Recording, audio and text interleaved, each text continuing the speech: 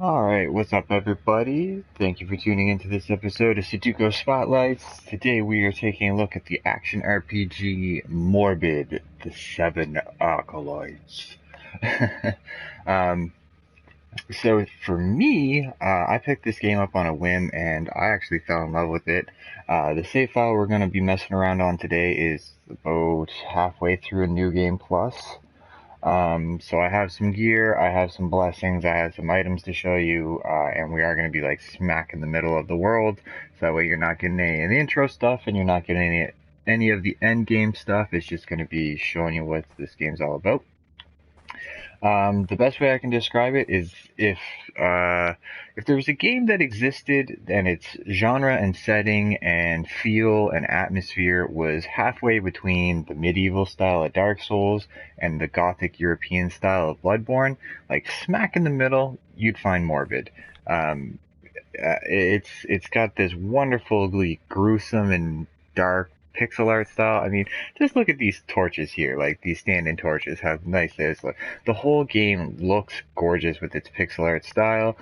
You are the little person here. You're known as a striver or strider. Strider, I think is what they called. So you do get a ton of items and ton of equipment. There is no armor, is the catch. So you get a big stash here. So what's going on is these are consumables.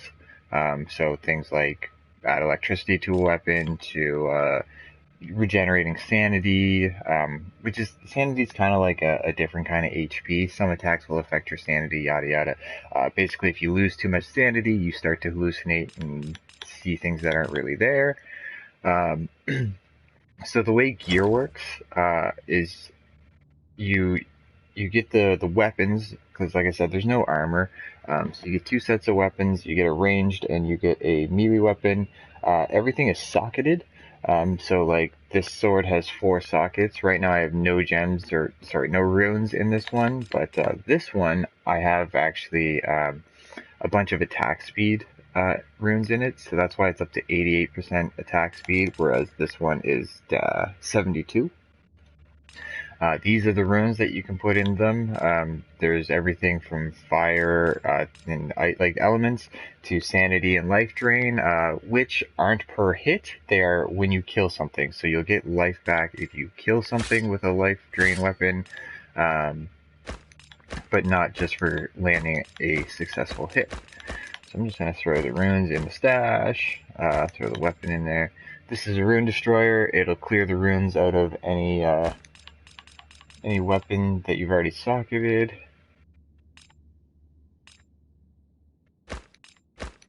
Why is that glitching? That was weird. Did you see that? The runes went under the weapons. Ooh, spooky. Oh, there they go again.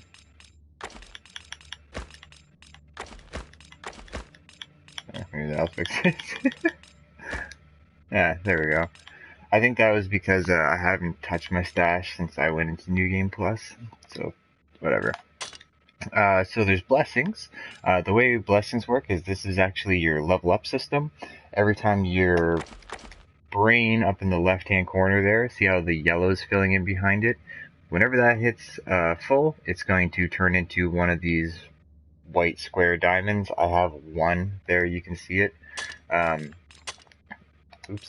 And then you come in here, you pick the blessings. They're anything from like faster stamina regen to more damage with guns to dealing more damage to bosses and elites, to taking less damage.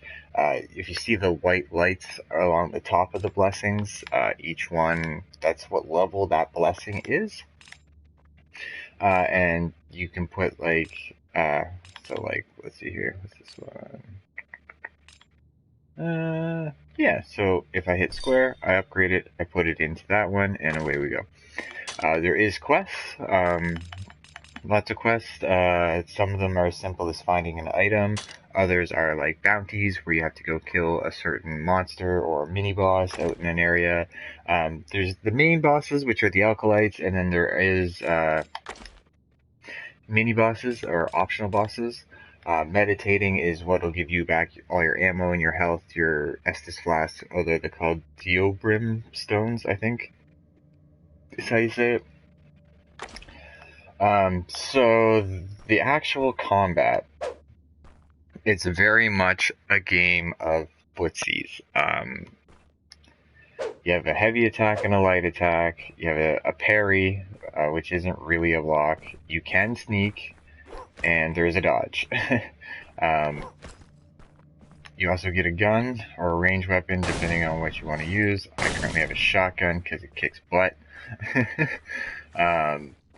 The ammo's up in the top corner there. Ooh, I should probably teleport actually, because I just dropped this boss, and that's why I'm here. So you go here and go to, this is the only place you can see maps. You can't open up your map when you're in, the game. You can't open your map, which can be a little confusing and stuff, just because it is easy to get lost. Let's go.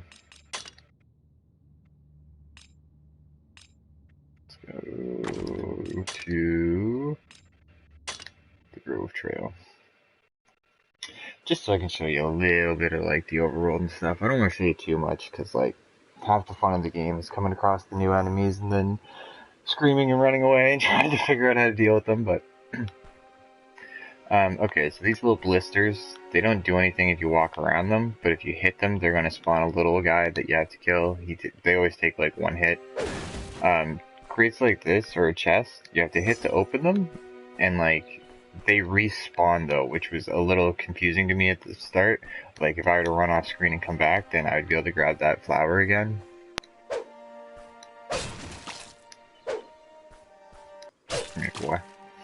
Alright. You can hotkey your items so that way they're in your quick bar, which is just your D-pad. You can break barrels and things like that and drop I'm sorry. So that's completing the quest. I went and killed the mini-boss, come back and talk to this guy, get the rewards. He gave me an item, a couple items, and a rune. A shrine here, we'll just tap it so that way we respawn here.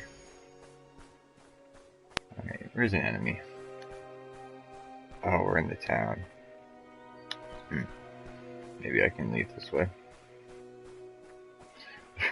Jeez, I wouldn't think it would be so hard to find an enemy, huh? Go to Fell Fields, yeah, okay.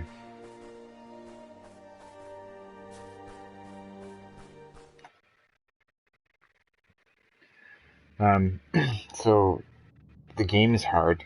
I'm gonna warn you guys right now. It is hard.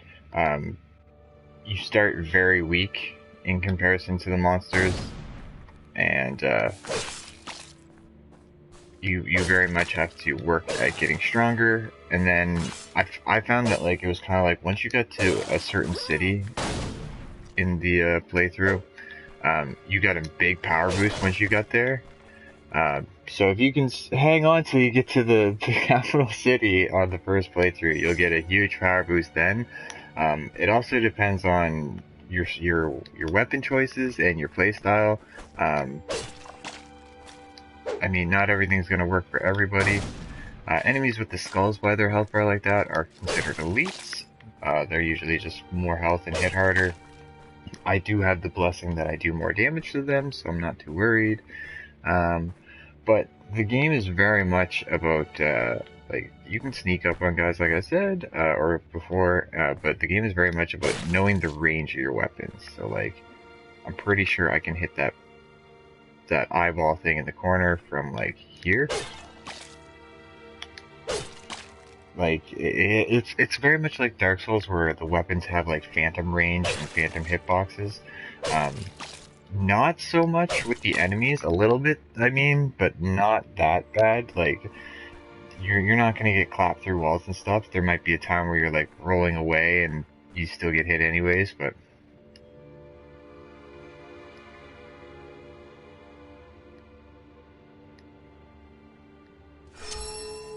oh, look at me turning in quests left, right, and center. So that was, like I said, that was one of the ones where it was go find the item. I found it, brought it back to him, gave us some items here, and away we go. These guys, these funky looking mushrooms. So that purple attack is a good way tell that it's going to do sanity damage.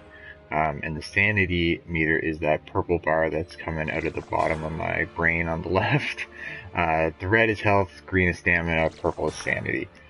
So if I get hit by that, it's going to not do much damage, but it's going to affect my sanity. And having no sanity can be very bad for you.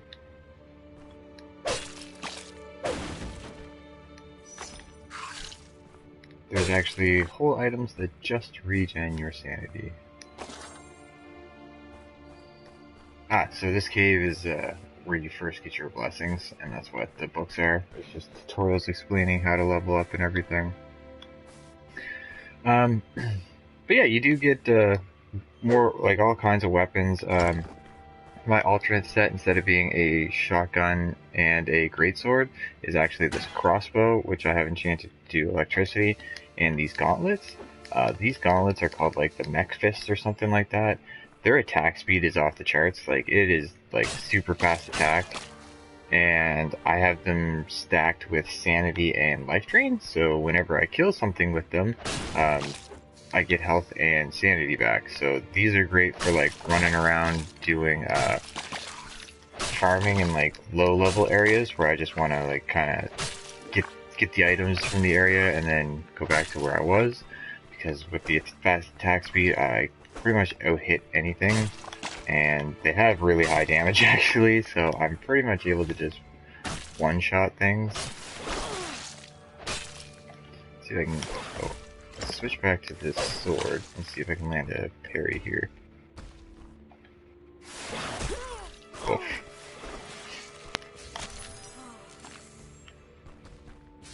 So items are as easy as hitting the D-pad. Some items are heals over time, like that Lazarus flower that I just used. Now we got the timer up top. Using this good asset, but this is what I mean about knowing the hitboxes. Like, I hit him through that wall there. I fully expected to be able to do that. It's just part of the game. Same as knowing that this sword's gonna hit him from that far away. Like, I'm pretty confident in that, which is why I'm swinging there. The melty blood!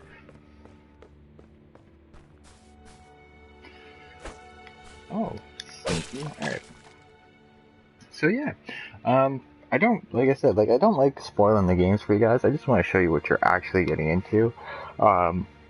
There's the 7 acolytes, and then there's probably about a dozen or maybe half dozen mini bosses, side bosses to do, randomly spawning elites, plus the way the weapons work, like I said, with the runes and everything, the runes are kind of like randomly dropped, so you can spend a while trying to, like, build your perfect weapons. The ranged weapons get sockets too, so like my flamethrower, my shotgun does flame damage. There's all kinds of, like, secret areas and chests and things like that to go explore and find in the world. I had a great time playing through this. Like I said, this is a New Game Plus save file that I'm already halfway through. Like, I fully plan on beating the game a couple more times, I think. When you beat the game, it gives you the option on what you want to take through to New Game Plus. So you can keep your blessings, you can keep your levels, you can keep your stash, your inventory, or you can go completely clean into it with nothing, which would be quite a challenge, actually. But yeah, there's no multiplayer. It's fully single player, offline.